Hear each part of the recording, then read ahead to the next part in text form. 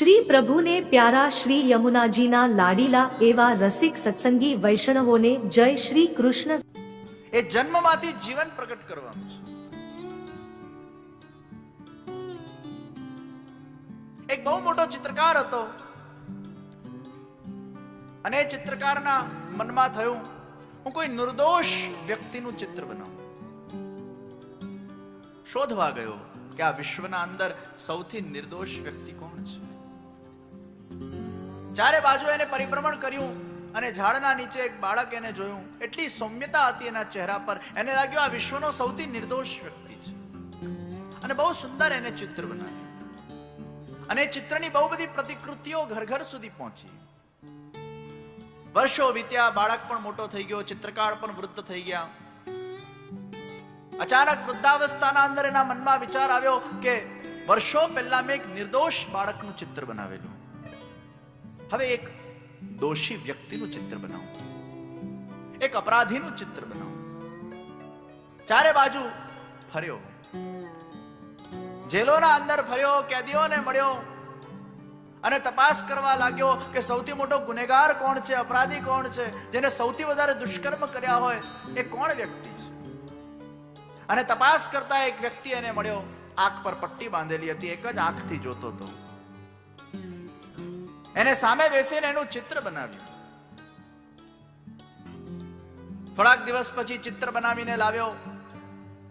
એમાં સામે નિર્દોષ વ્યક્તિનું ચિત્ર છે અને બીજી બાજુ દોષી વ્યક્તિનું ચિત્ર છે. અને બંને ચિત્ર જ્યારે પેલા કેદીને દેખાડવામાં આવ્યા ત્યારે પેલો ચિત્રકાર કહે છે, દેખો सालों पहले मैंने निर्दोष व्यक्ति का चित्र बनाया था और आज मैंने तुम जैसे पापी का चित्र बनाया है. એ પેલા કેદીના આંખમાંથી ઝરઝરતા આંસુ વહેવા લાગ્યા અને મુસ્કુરાઈને કહેવા લાગ્યો, सालों पहले ये चित्र जो आपने बनाया था वो भी मेरा ही चित्र था और ये चित्र भी मेरा ही चित्र है. ये वही व्यक्ति है जिसका आपने चित्र बनाया था. सालों पहले मैं निर्दोष था, अब मैं पापी बन गया. ચિત્રકારને આશ્ચર્ય થયું કે આવો જોગાનો જોગ સંજોગ કઈ રીતે ઉભો થઈ શકે.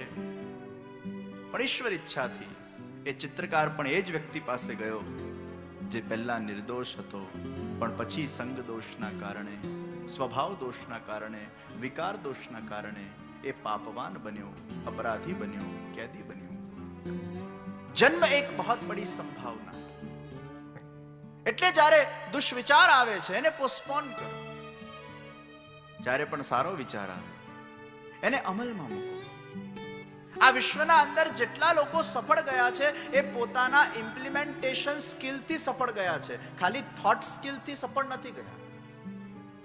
સારા વિચારો તો ઘણાના અંદર આવતા હોય, પણ ઘણા ખાલી ખયાલી પુલાવોના જેમ વિચારો જ કર્યા કરે, એને આચરણમાં મૂકે જ નહીં. તો લૌકિકના અંદર પણ અગર તમને સફળતાને પ્રાપ્ત કરવી છે, you need to have that implementation skills inside you. If you don't have that implementation skills inside you, you can not get the success and the desired results what you want to. ઘણા ખાલી વિચાર જ કરી શકે, but they don't have that ability, that quality to execute that thought into the implementation. And when you only have the ability to think, you just think and you just be happy in thinking. But some people are of different quality. They think and they implement and then become happy. A implementation skill જેના અંદર છે એ જ સફળ થઈ શકે, એ જ સક્સેસને પ્રાપ્ત કરી શકે. તો વિચારવાળા લોકો બહુ છે આ વિશ્વના અંદર. એ સારા સારા થોટ્સ આપે, સારી એડવાઇસ આપે, સલાહ આપે, હવાર પડે ને ફોરવર્ડ મોકલે અને પછી એ ફોરવર્ડ એના જ જીવનમાં ઇમ્પ્લિમેન્ટ ના થતું હોય. ઘણા લોકોનો નેચર હોય, સવાર પડે ને બધા ફોરવર્ડ જાત જાતના મોકલે, પછી લોકો હા હા કેટલા સારા વિચાર, જો કે એના હતા જ નહીં, એ તો કોઈક ના હતા ને એને ફોરવર્ડ કરેલા, અને પછી બધા એપ્રિશિએટ કરે કેટલા સારા વિચાર છે. પણ એ જ ફોરવર્ડ જીવનમાં એને કામ નથી લાગતું, એને રિવાઇન્ડ કરીને જોવાની જરૂર છે તો કેટલા ફોરવર્ડ કર્યા, જો તારા જીવનમાં કેટલા કામ લાગે છે. તો વિચાર કરવા વાળા લોકો બહુ છે, ઇમ્પ્લિમેન્ટેશન સ્કિલ્સ બહુ ઓછા લોકોમાં હોય છે. જેનામાં ઇમ્પ્લિમેન્ટેશન સ્કિલ છે એ જ કોઈ શિખર સુધી પહોંચે છે. અને ઇમ્પ્લિમેન્ટેશન સ્કિલ એટલે કંઈ પણ સારો વિચાર આવે, કંઈ પણ શુભ સંકલ્પ જાગે એને તરત આચરણમાં મૂકો, અને જીવનના અંદર વિચારોની સુગંધ કરતા આચરણની સુગંધ જ યાદગાર રહેતી હોય છે ભાઈ. કોઈ સારું ફૂલ હોય અને એની સુંદરતાને આપણે નિહાળીએ અને એને આપણે એપ્રિશિએટ કરીએ, આ ફૂલ બહુ સરસ છે, પણ એ ફૂલના અંદર જ્યારે સુગંધ હોય છે ત્યારે આપણું હૃદય એને એપ્રિશિએટ કરે છે. सुंदरता तो फूल में होनी ही चाहिए, लेकिन साथ में सुगंध भी होनी चाहिए. वो सुगंध वो इम्प्लीमेंटेशन है, और सुंदर विचार वो सुंदर फूल के भांति. कथाने તમે શ્રવણ કરો પણ એકાદ વાક્ય પણ જો ઇમ્પ્લિમેન્ટ કરો. આપણે સાંભળીએ છીએ ઘણું, પણ એકાદ શબ્દ પણ જો ઇમ્પ્લિમેન્ટ કરીએ. અહીંથી સાંભળીને અહીંથી જતું રહેતું હોય છે. ગરમ તવેતા ઉપર એક બૂંદ પાણી પડે, વરાળ બનીને ઉડી જાય. આપણા પણ ગરમ અહંકાર રૂપી મન રૂપી તવેતામાં એ સત્સંગની બૂંદો પડતી જાય, વરાળ બનીને ઉડતી જાય ભાઈ. પણ વિરલ છીપલાઓ હોય જે વરસાદની બૂંદમાંથી એકાદ બૂંદને પોતાના અંદર ગ્રહણ કરી લે અને એ છીપલામાંથી મોતીઓ પ્રગટ થાય, એમ સત્સંગમાંથી એકાદ બૂંદ પણ જો જીવનના અંદર સમાઈ જાય, આપણું જીવન એ મોતીઓના જેમ પ્રેશિયસ બની જાય, રત્નોના જેમ પ્રેશિયસ બની જાય. એકાદ રત્ન પણ, એકાદ બૂંદ પણ, એકાદ મોતી પણ જો અહીંયાથી લઈને જઈએ, એટલે નિયમ લેવાનો છે. કથાનો છેલ્લો દિવસ એ નિયમનો દિવસ છે, એ ખંખેરવાનો દિવસ નથી, કંઈક પામવાનો દિવસ છે. કુછ લેકે જાય, કણિકા લેકે જાય. આ સત્સંગ પ્રસાદ છે ભાઈ. ઘણા ત્યાં આપણે જે એક ભોજન ના કરવું, આપણે કણિકા લઈશું અમે, અને અમે તો એમાં જ ટેવાયેલા છે મૌલેશભાઈ. પધરામણીઓમાં જઈએ એટલે પછી એટલું બધું લોકો મૂકે, ડ્રાય ફ્રૂટ મૂકે ને લીલા મેવા મૂકે, જાત જાતનું મૂકે, પછી એમાંથી એક બદામ લઈએ, પછી કે આટલું જ જે છે, અમારે 12-15 જગ્યા જવાનું, એક એક બદામ ખાય તો 15 બદામ થઈ જાય. તે કણીકું લેતા લેતા કેટલી બધી બદામો થઈ જાય ભાઈ. એ કણીકું લઈએ, પણ એક લીધું તો કહેવાય ને ભાઈ. એમ આપણે સત્સંગ કરીએ, એકાદ કણીકું લઈએ. આવો દિવ્ય સમય આપણને મળ્યો, આવો દિવ્ય અવસર મળ્યો, આવો દિવ્ય ઓપોર્ચ્યુનિટી મળી. એમાં કોઈ પણ શુભ વિચાર આપના અંદર જાગ્યો હોય એને ઇમ્પ્લિમેન્ટ કરો. તો અહીંયાથી આપણે 5 વસ્તુ લઈને જવાની છે, અને 5 માંથી એકાદ પણ કદાચ તમે નિયમને જો જીવનમાં આત્મસાત કરી લેશો તો મને લાગશે કે આ કથા કરવી અહીંયા સાર્થક રૂપ થઈ મૌલેશભાઈ. અને તમને એવું ના થાય આટલો બધો તમે ખર્ચો કર્યો અને 7 દાડા પછી અગર આમાંથી એક એક બૂંદ પણ લોકો લઈને જાય, એક એક સંકલ્પ લઈને જાય, 4-5 હજાર લોકો કોઈક સારો સુવિચાર લઈને જાય ને એના જીવનમાં ઇમ્પ્લિમેન્ટ થઈ જાય, તો આ કથા કેટલી ફલીભૂત થઈ ગઈ કહેવાય ભાઈ. ખંખેરીને જાય તો 5 વસ્તુ આપણે લઈને જઈએ. પંચામૃત અહીંયાથી લઈને જઈએ. પહેલી વસ્તુ, અન્નનો કણ ક્યારે પણ બગાડીશું નહીં. આ બહુ નાની વાત છે, આ જરાય મોટી વાત નથી, આ બહુ નાની વાત છે. અને આ આપણા ડેઈલી રૂટીનના અંદર આપણે એને ચોક્કસ ઇમ્પ્લિમેન્ટ કરી શકીએ. ઘણીવાર આપણે એટલું બધું વેસ્ટેજ કરતા હોઈએ છીએ, યા તો થાળીમાં ઓછું લઈએ, જેટલું જરૂરિયાત છે એટલું લઈએ, બીજી વાર માંગવામાં ક્યાં વાંધો આવે છે ભાઈ. પણ અન્નનો કણ અમે બગાડીશું નહીં. એ અન્નનું સન્માન કરીએ, વિવેકપૂર્ણ રીતે એ અન્નને ગ્રહણ કરીએ, અન્નને લેતી વખતે પ્રસન્ન ચિત્ત રાખીએ. પછી જો તમારું મન કેવું પ્રસન્ન બને છે. ઘણા લોકો ભોજન કરે આમ ગુસ્સામાં ભોજન કરતા. ભોજન કરતી વખતે એટલે શાંત થઈ જજો, ગુસ્સો નહીં કરતા ભાઈ, પછી મનમાં એ જ ગુસ્સો ચાલ્યા કરશે. અન્ન દેવતા છે, આ ભોજન પણ એક ભક્તિ છે. આપણા ત્યાં દરેક વસ્તુનું મૂલ્ય છે. એક દીપક પ્રગટ કરીએ એ પણ ભક્તિ છે, એટલે આપણે ચંપલ ઉતારીને દીપકને પ્રગટ કરીએ છીએ, આ ભક્તિ છે. એ અગ્નિ દેવતાને આપણે પ્રગટ કરીએ છીએ. આપણે ત્યાં દરેક વસ્તુ એ દેવ સ્વરૂપ છે. એમ અન્ન દેવતા છે, અને અન્ન દેવતાનું સન્માન કોણે કહેવાય? આ તો ઠીક છે, આજના જમાનામાં આખી વસ્તુ પરિસ્થિતિ બદલાઈ ગઈ મૌલેશભાઈ. આમ તો ભોજન કરતી વખતે ચંપલ ના પહેરે, એ અન્ન દેવતાનું સન્માન છે. ચંપલ પહેરીને ભોજન ના થાય ને ચંપલ પહેરીને ભોજન ન બનાવાય.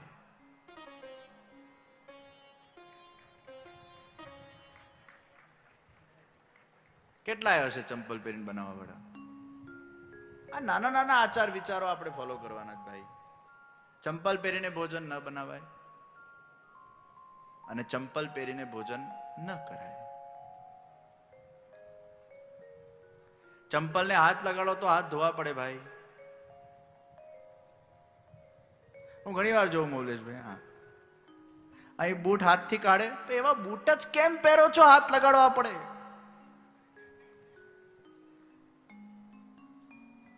અને હાઇજેનિકલી નહીં સારું ભાઈ. આ છોકરાઓ બેઠા જ બધા સારું હાઇજેનિકલી. તમે બૂટ હાથથી કાઢો, એ બૂટ જાત જાતની જગ્યાએ ફરેલું હોય, પછી એ હાથ તમે 10 જગ્યાએ લગાડો, હાઇજેનિકલી નથી સારું યાર. અને પાછા મને તો તકલીફ શું થાય, હું તો ઘણી વાર જોઉં જ નહીં. આંખ આડા કાન જોવો તો તકલીફ થાય ને, જોવાનું જ નહીં યાર. આ બધું જોવો તો પછી દોષ આવી જાય.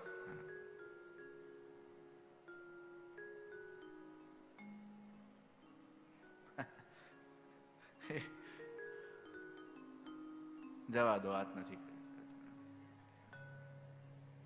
પણ આ બૂટ કાઢીને પછી સીધી આરતી પકડે. ક્યાં બધું ને હાથ ધોવા પડે ભાઈ. આ જનરલ આચાર વિચાર આપણામાં નથી હોતા.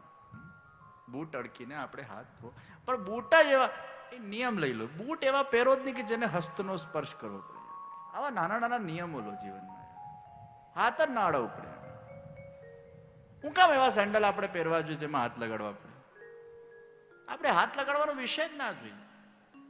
એવી પરિસ્થિતિ જ ઊભી નહીં કરવાની કે જેમાં હસ્તનો સ્પર્શ કરવો પડે. આ નાના નાના નિયમો લેવાની જરૂર છે. અને આ તો પેલું સ્પ્રે બોટલ નથી આવતી, હાથે રાખો, ગાડીમાં રાખો, ઘરમાં રાખો, તરત હાથ અને સ્પ્રે થી હાથ, એ બહુ સારા. મોડાથી ગ્લાસ પીએ, જૂઠણ કરે, પછી બસ 10 જગ્યાએ અડકે, એટલે બધે જૂઠણ થયું, એઠું થયું. એ જ હાથથી મોબાઈલ અડકે. કેટલા લોકો અહીંયા બેઠા હશે જે મોડાથી પાણી પીધા પછી હાથ નહીં ધોતા હોય? એ પદ્ધતિ જ નથી. એ આપણી સંસ્કૃતિની પરંપરાઓ ભૂલાઈ ગઈ છે.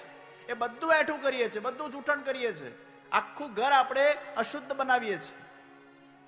તો મોડાથી પીધા પછી આપણે હાથ ધોઈએ છીએ ભાઈ, બધું એઠું કરીએ છીએ. તો અન્ન ગ્રહણ કરતી વખતે પ્રસન્ન ચિત્ત રાખીએ. ગુસ્સામાં ન કરીએ, ઈર્ષામાં ન કરીએ, દ્વેષમાં ન કરીએ. એનું ઘણા ગુસ્સામાં લાત મારી દેતા હોય છે થાળીને, નથી જમવું, જાઓ મારે. આ અપમાન છે અન્ન દેવતાનું. ગુસ્સામાં લાત મારી દેતા હોય છે. તો અન્નનો કણ અમે બધા બગાડીશું નહીં. આ પહેલો નિયમ. બીજો નિયમ આપણે લઈએ કે આપણા અંદર જાણે અજાણે ઘણા બધા દોષો આવી જતા હોય છે, વિકારો આવી જતા હોય છે, અવિદ્યાઓ આવી જતી હોય છે. આપણે ગૌમૂત્રનું સેવન કરીએ ના, ગભરાશો નહીં. ગૌમૂત્ર એટલે કદાચ લિક્વિડ ગૌમૂત્ર, ગભરાશો નહીં. પણ આપણે કેપ્લેટ તો લેવાય ને ગૌમૂત્રની, ટેબ્લેટ ના લેવાય? ગૌમૂત્રની ટેબ્લેટ.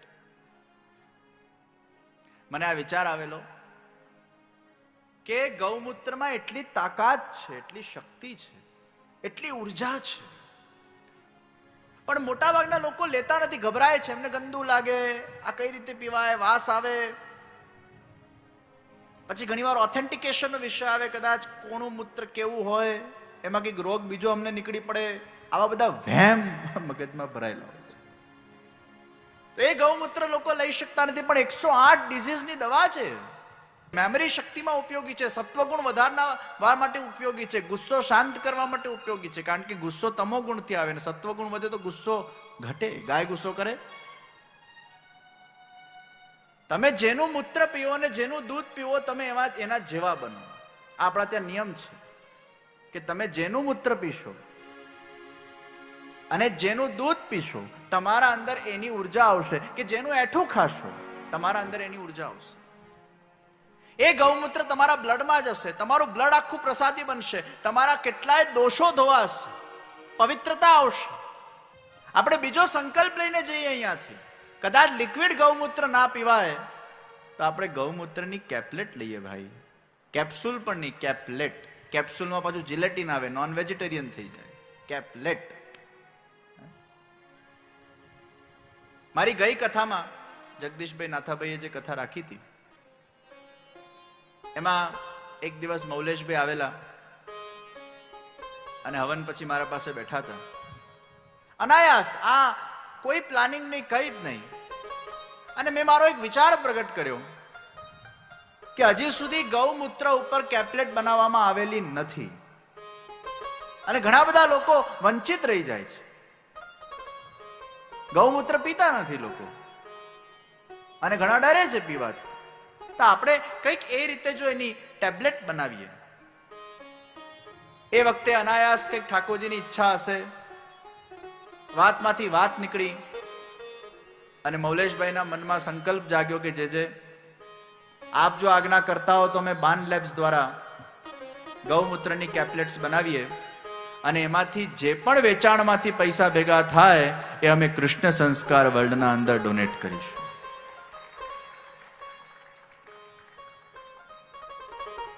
તો આવી સારી ભાવના એ વખતે પ્રગટ થઈ કે લોકોને ગૌમૂત્ર પહોંચાડવામાં આવે ઘરે ઘરે.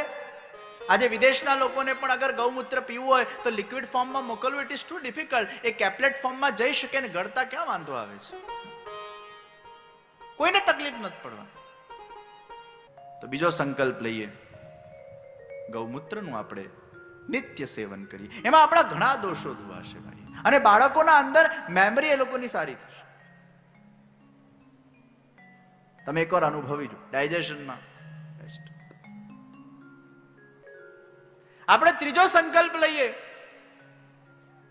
કે જે અન્નના માધ્યમથી આપણા અંદર ઘણા બધા વિકારો આવી જતા હોય છે, કારણ કે એ અન્ન શુદ્ધ રીતે બન્યું, અશુદ્ધ રીતે બન્યું, રેસ્ટોરન્ટમાં તમે ખાધું, ઓનિયન ગાર્લિક તમે ખાધા, અપ્રસાદી ખાધું, કોણે કઈ મનોવૃત્તિથી એને બનાવ્યું, તો એના ઘણા બધા દોષો, અન્ન દોષ આપણા અંદર આવે છે અને એ આપણા બ્લડમાં જાય છે. આપણું બ્લડ પણ વિકારવાળું થાય છે. તો એના શુદ્ધિકરણ માટે આપણે ત્રીજો નિયમ લઈએ. જે લોકો એકાદશીનું વ્રત કરતા નથી એ એકાદશીના વ્રતનો નિયમ લે. મહિનામાં 2 દાડા ફક્ત આપણે ફાસ્ટિંગ કરવાનું છે ભાઈ.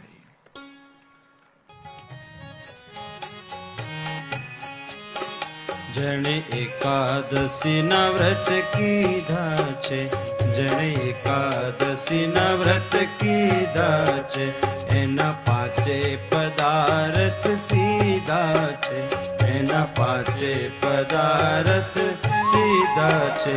એને પ્રભુએ પોતાના કરી લીધા છે, એને પ્રભુએ પોતાના કરી લીધા છે. જન એકાદશી, ધન એકાદશી, એકાદશી કરીએ તો વ્રજ સુખ પામીએ. ધન એકાદશી, ધન એકાદશી, એકાદશી કરીએ તો વ્રજ સુખ પામીએ. એકાદશી કરીએ તો વ્રજ સુખ પામીએ. સવારે બ્રહ્મ મુહૂર્તમાં ઉઠવાનું. એકાદશી ક્યારે ફળે ભાઈ? ખાલી સાબુદાણાના ખીચડી ખાવાથી, પેટીસ ખાવાથી, બટાકાના, એ ખાવા પૂરતી એકાદશી નથી. એ એકાદશીના રૂલ્સ રેગ્યુલેશન છે. અને આવી એકાદશી કરો તો એકાદશી ફળે. તો એકાદશીમાં શું કરવાનું? સવારે 4 વાગે ઉઠવાનું બ્રહ્મ મુહૂર્તમાં. મહિનામાં 2 દાડા તો એવા કાઢો કે બ્રહ્મ મુહૂર્તમાં આપણે ઉઠીએ. આ નિયમ લેવાનું છે, આ સંકલ્પ લેવાનો, આ ધારવાનું છે, અલાર્મ લગાડીને સુવાનું છે, ડિસિપ્લિન લાવવાનું છે. સવારે 4 વાગે ઉઠીએ, ઉઠતા સાથે મૌન, કઈ જ વાતચીત નહીં, કઈ બોલવાનું નહીં. આપણે મહિનાના 2 દાડા તો મૌન પાડીએ ભાઈ. કેટલું બોલ બોલ બોલ બોલ કરતા જ હોય છે. સવારે ઉઠતા સાથે મોબાઈલ આપણા હાથમાં જ આવી જાય. સૂતા પહેલા પણ મોબાઈલ આપણા હાથમાં હોય. ઠાકોરજી જેમ વાસુરી એમના સાથે રાખતા, આપણે મોબાઈલ સાથે રાખીએ છીએ. ઉઠતા સાથે મૌન. 2 કલાક મૌન પાડો, 3 કલાક મૌન પાડો. એકાદશીના દિવસે 3 કલાક મૌન પાડો અને સ્નાન કરીને કોઈ એક માળાનું અનુષ્ઠાન કરો, ધ્યાન કરો, મેડિટેશન કરો, એ ભગવદ નામનું જાપ કરો. જાપ કરવામાં બહુ શક્તિ છે. તમે અનુભવ કરી જુઓ કોઈ વાર. આ તો આપણે કરતા નથી, કોઈના પાસે ટાઈમ નથી. ઘણી વાર એમ વિચાર આવે એમ જપ કરવાથી શું મળતું હોય, અને પાછા અધીરા એટલા થઈ જાય 2-4 જપ કરીને પછી તરત ફળ માટે રાહ જોઈને બેસતો હોય. એવું થોડું થતું હોય. એને સિદ્ધ કરવું પડે. તો એકાદશીના દિવસે કોઈક માળા કરો, શ્રી કૃષ્ણ શરણમ મમની કરો. એકાદશીના દિવસે કોઈ પણ મંત્રનું અનુષ્ઠાન કરો. 11 ઇન્દ્રિયોને શુદ્ધ કરવાની છે. 11 ઇન્દ્રિયોને આપણે પોષણ આપીએ છીએ જાપના માધ્યમથી, મનનના માધ્યમથી, ચિંતનના માધ્યમથી. એકાદશીના દિવસે જૂઠું બોલો એટલે પોઈન્ટ કપાયા. એકાદશીના દિવસે ગુસ્સો કરો, પોઈન્ટ કપાયા. એકાદશીના દિવસે વ્યસન કરો, પોઈન્ટ કપાયા. એકાદશીના અંદર તમે પિક્ચર જુઓ, સિરિયલ જુઓ, પોઈન્ટ કપાયા. આમાંથી કેટલાય લોકો જેટલાય આંગળી ઊંચી કરેલી હશે, આ કોઈ રૂલ્સ ફોલો નથી કરતા. આપણે આમ એકાદશી કરીએ છીએ, એમ કહીએ છીએ કે મેં ઉપવાસ કર્યો, પણ ઉપવાસના સાથે સાથે તમારે ઇન્દ્રિયોનો નિગ્રહ પણ કરવો પડે. એક બાજુ તમે ઉપવાસ કરો અને બીજી બાજુ પિક્ચરો જુઓ, તો એ ઉપવાસ ન કહેવાય, ઉપવાસ તૂટી ગયું કહેવાય. તમે જુઠ્ઠું બોલ્યા, ઉપવાસ તૂટી ગયો કહેવાય. તમે ગુસ્સો કર્યો, ઉપવાસ તૂટી ગયો કહેવાય. તો એકાદશીના દિવસે આ બધી વસ્તુઓનો પણ આપણે ધ્યાન રાખવાનું છે. આખો દાડો કાઢીએ તો પ્રયત્ન કરીએ એ સાત્વિકતાથી નીકળે અને કેવલ સત્વગુણનું સંચાર આપણી ઇન્દ્રિયોને આપણે એ દિવસે કરવાનું છે. એકાદશીના દિવસે ભોગ કરવાનો નથી. એ યોગનો દિવસ છે, ભોગનો દિવસ નથી. એટલે આપણે ભોજનમાં પણ ભોગ નથી કરતા, દૂધ અને ફ્રૂટ પર કરીએ છીએ સવિશેષ. કોઈને ડાયાબિટીસ હોય, તબિયત ખરાબ હોય અને એ બીજું ભોજન કરે અલગ વાત છે, ફરાર, પણ દૂધ અને ફ્રૂટ પર થાય છે. આ શ્રેષ્ઠ એકાદશી છે અને આમ પણ ડાયજેશન માટે સારું ભાઈ. આયુર્વેદ કહે છે કે તમે જે પણ ખાઓ છો એમાંથી 5% પચતું નથી, 95% પચે છે. મારા ડાયાભાઈ તો આયુર્વેદના ખૂબ જાણકાર છે. આજે સવારે મને એટલી સરસ સરસ વાતો કરી. એમને તો ગામડામાં કેટલા બધાના ઓપરેશનો પણ કરી નાખ્યા, ચીરા મારી મારીને સીવી કાઢ્યા. અને પાછા ઓપરેશન કરવાની પદ્ધતિ તો સાંભળો. સામેવાળાને કે શ્રી કૃષ્ણ શરણમમાં બોલતા આવડે જ તને? પેલો કે હા, મને ઓપરેશન કરતા નથી આવડતું, પણ તને કૃષ્ણ ભગવાનનું નામ બોલતા આવડે છે ને, તો તું તારી નૈયા પાર. અને આમ ચીરી નાખે, સીવી નાખે, કોથળું ખોલે જેમ બંધ કરી નાખતા હોય. એવી શક્તિ ભગવાને એમને આપેલી અને પાછા સફળ ઓપરેશનો કર્યા. આ રીતે ભગવત નામમાં વિશ્વાસ રાખીને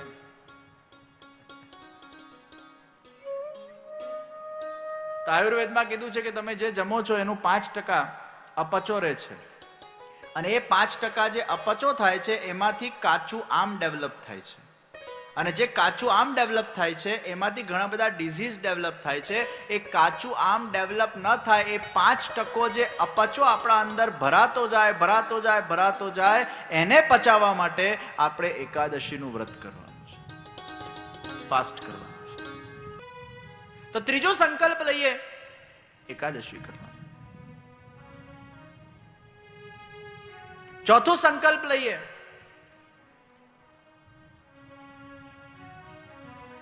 કે જેમ 20 મિનિટ આપણે ભોજન માટે કાઢીએ છીએ, 20 મિનિટ આપણે સત્સંગ માટે કાઢીએ. શરીરનું ભોજન એના માટે આપણે સમય આપીએ જ છે. કેટલા પણ વ્યસ્ત હોઈએ પણ આપણે ભોજન કરવાનું ભૂલતા નથી. એમ મનનો ખોરાક, બુદ્ધિનો ખોરાક, આત્માનો ખોરાક એ સત્સંગ છે. તમે 20 મિનિટ દિવસના સત્સંગ માટે કાઢો. ટાઈમ ટેબલ નક્કી કરો કે મારા એ 20 મિનિટ કયા છે જે મારે સત્સંગ માટે કાઢવા છે. એ સત્સંગનું ભોજન આપણા જાતને આપીએ, એ મનને ભોજન પ્રદાન કરીએ, બુદ્ધિને ભોજન પ્રદાન કરીએ. અને 5મો નિયમ,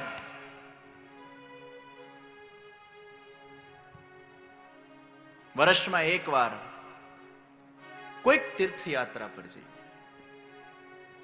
વર્ષમાં એકવાર કોઈ પણ તીર્થ સ્થાનમાં જઈએ અને ત્યાં જઈને પ્રભુના દર્શન કરીએ, ત્યાં જઈને સત્કર્મ કરીએ, ભૂખ્યાઓને ભોજન પ્રદાન કરીએ. આ 5 સંકલ્પો એ પંચામૃતના રૂપે આપણા જીવનના અંદર અગર આવી જાય, એકલું દૂધ પીઓ, એકલું દહીં ખાઓ, એટલું ઘી ખાઓ, એકલું મધ ખાઓ, એકલું ખાંડ ખાઓ, મજા ના આવે. પણ આ 5 વસ્તુ જ્યારે ભેગી થાય ત્યારે પંચામૃત બને. એમાં 5 નિયમો જે વ્યક્તિ ભેગા થઈને લઈ શકે, એનું જીવન એ પંચામૃત સમાન બની શકે, એનું જીવન પવિત્ર બની શકે, એનું જીવન નિર્દોષ બની શકે. આ પંચામૃત કદાચ ના લઈ શકો તો એમાંથી એકાદ અમૃતનો પણ નિયમ લેજો ભાઈ, અને નિયમને સાકાર કરવા માટે કટિબદ્ધ બનજો. તો કાલે દ્વારકાધીશજીના દર્શન કર્યા પછી એક એક નિયમ તમારે લેવાનો. તો શુભ વિચાર કરવામાં ક્યારે પણ આલસ નહીં રાખવું જોઈએ. अधुना वृत्ति, हमणा वृत्ति, अभी का अभी वो होना चाहिए, ये वृत्ति रखनी.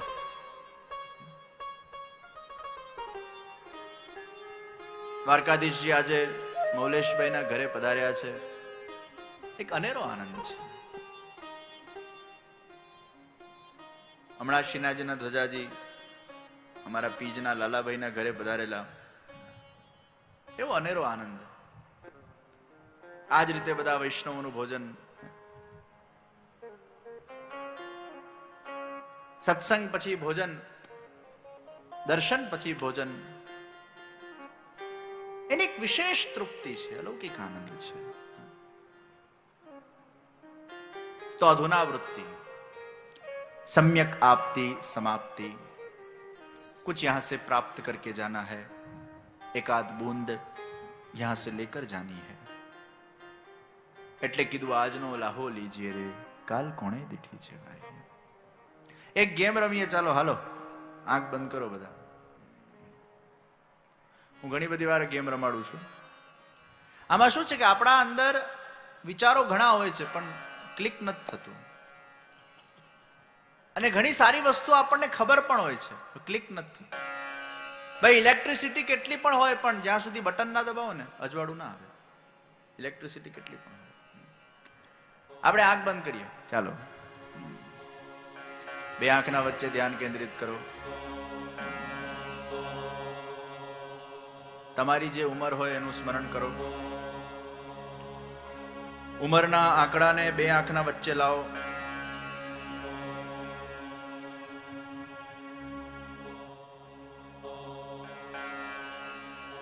એને 75 થી ભાગો. જેની ઉંમર 75 થી વધારે હોય એ 100 થી ભાગે. 75 માઇનસ તમારી ઉંમર, કેલ્ક્યુલેશન કરો. એ આંકડાને બે આંખના વચ્ચે લાવો, એને જોયા કરો, અને જોતા જોતા ધીરે ધીરે આંખો ખોલો.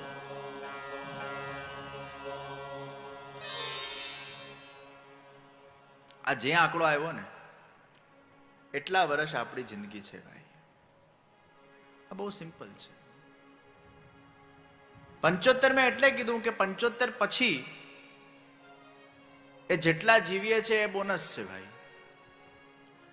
કારણ કે પછી ઠેકાણું નહીં. કાંધાનો દુખાવો, સાંધાનો દુખાવો, પગનો દુખાવો, જાત જાતના ઓર્ગન્સ આપણા બગડવા લાગે, પછી ઠેકાણું નથી. પછી જેટલું જીવીએ છે એ બોનસ છે.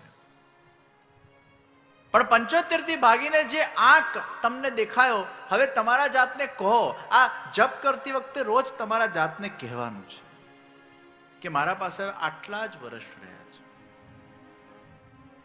બહુ ઓછો ટાઈમ રહ્યો છે ભાઈ, અને એ સમયને હવે મારે દિવ્ય બનાવવું છે. પરિવાર માટે તમે કર્યું, સમાજ માટે કર્યું. હવે આત્મકલ્યાણના રાહ પર આપણા જાતને લઈ જવાનું છે. આધ્યાત્મિક કાર્યોની સુગંધ જીવનમાં ફેલાવવાની છે. માનવતાના કાર્યોની સુગંધ ફેલાવવાની છે. इसलिए मैं हर बार कहता हूं 55-60 વર્ષ પછી સુધી ભોગ કરજો, પછી ભોગ આપજો ભાઈ. પછી ગ્લોબલ વિલેજ કોન્સેપ્ટ, આ વિશ્વ મારું ઘર છે, વિશ્વ મારું પરિવાર છે, આ ભાવને જાગૃત કરવાનું છે. પૂરા વિશ્વ મેરા પરિવાર.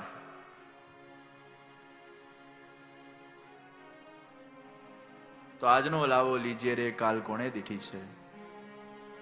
ક્યારે આપણા જીવનની સમાપ્તિ થઈ જાય આપણને ખબર નથી પડવાની.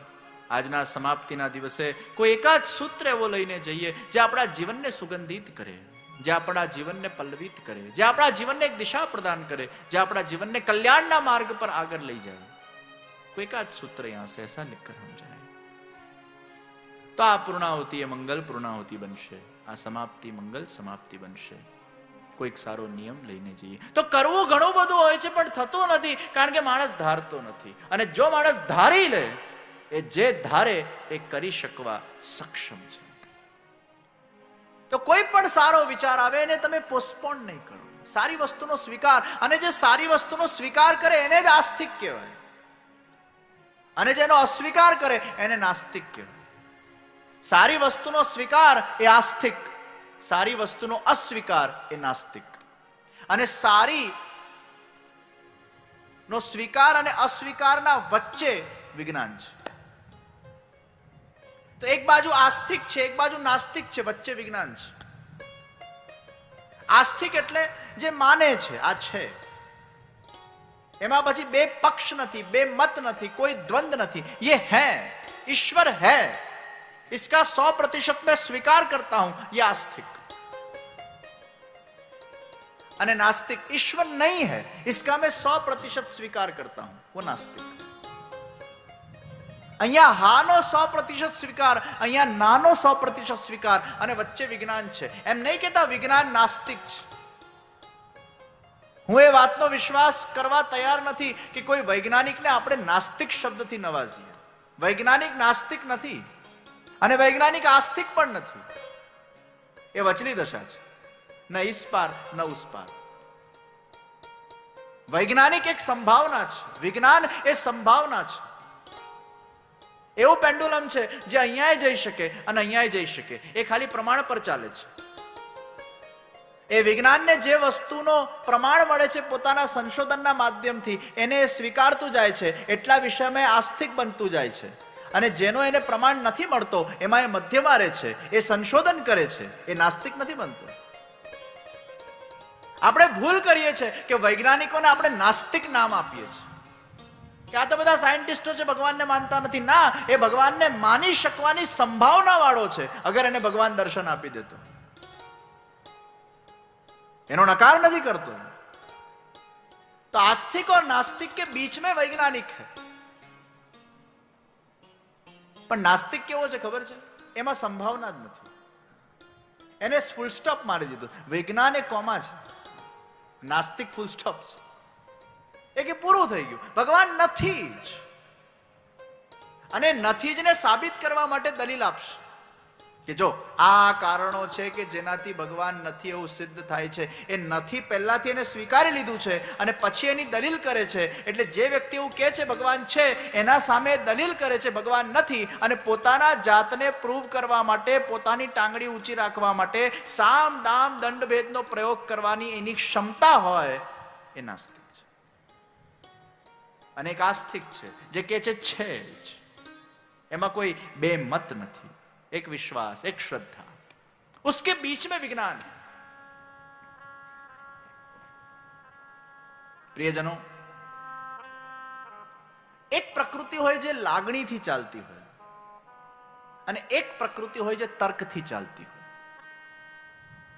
પણ આપણો ધર્મ એ ખાલી લાગણીથી નથી ચાલતું, યાદ રાખજો.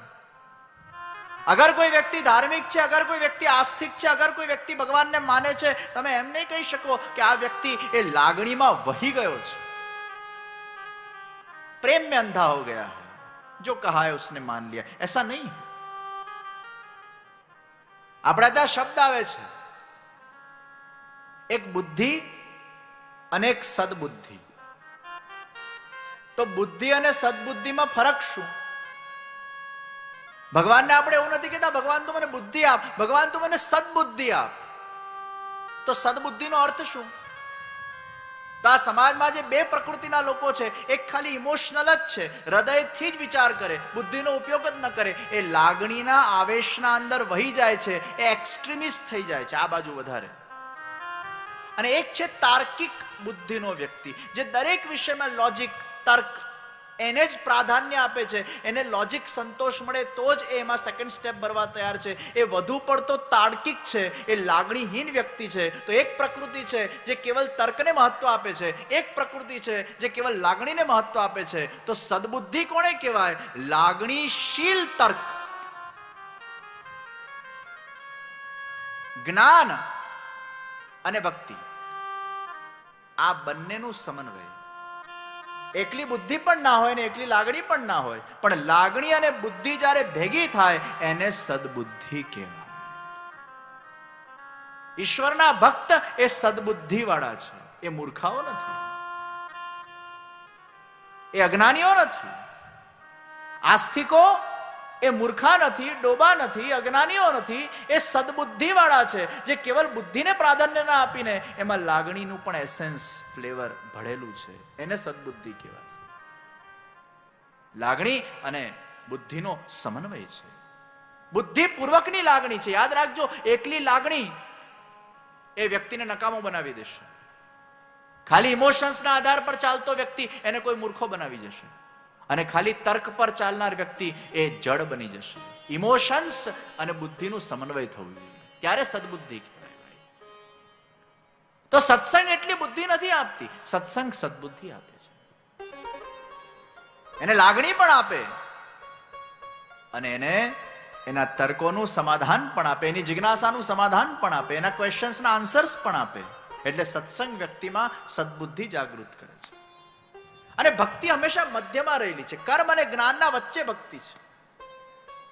નિર્વિન્નાનામ જ્ઞાન યોગઃ કર્મયોગસ્તુ કામિના ન નિર્વિન્નો નાતિસક્તો ભક્તિ યોગોસ્ય સિદ્ધિદઃ. અતિશય વૈરાગ જેના અંદર છે, આ નથી ગમતું, તે નથી ગમતું, એને જ્ઞાન માર્ગમાં જવું, મોક્ષ માર્ગમાં જવું, સાધુ બનવું, સંન્યાસી બનવું. જેનામાં અતિશય કામના છે, આસક્તિ છે, એને કર્મ માર્ગમાં જવું. પણ ભક્તિ માર્ગમાં થોડો વૈરાગ અને થોડી આસક્તિ, આ બે ભેગું થાય ભક્તિ યોગોસ્ય સિદ્ધિદઃ. એકવાર ગુસાઈજી પાસે એક વ્યક્તિ આવ્યો કે મારે ભગવાનને પ્રેમ કરવું છે. ગુસાઈજી પૂછે, તારા જિંદગીમાં કોઈને તે પ્રેમ કર્યો છે? એ કે ના. તારા જિંદગીમાં તે કોઈને પ્રેમ નથી કર્યો તો ભગવાનને પ્રેમ ક્યાંથી કરી શકવાનો ભાઈ? तो अगर मानव को प्रेम नहीं कर सकता है तो ईश्वर को कहां से प्रेम कर सकेगा? अरे मानव को प्रेम करने की तेरे अंदर टेंडेंसी होगी तो वो प्रेम का झरना, वो प्रेम की नदी वो ईश्वर के तरफ मुड़ेगी भाई. प्रेम हशे तो प्रेम वड़शे, प्रेम ज नहीं होय तो वड़वानो सवाल नहीं आवतो.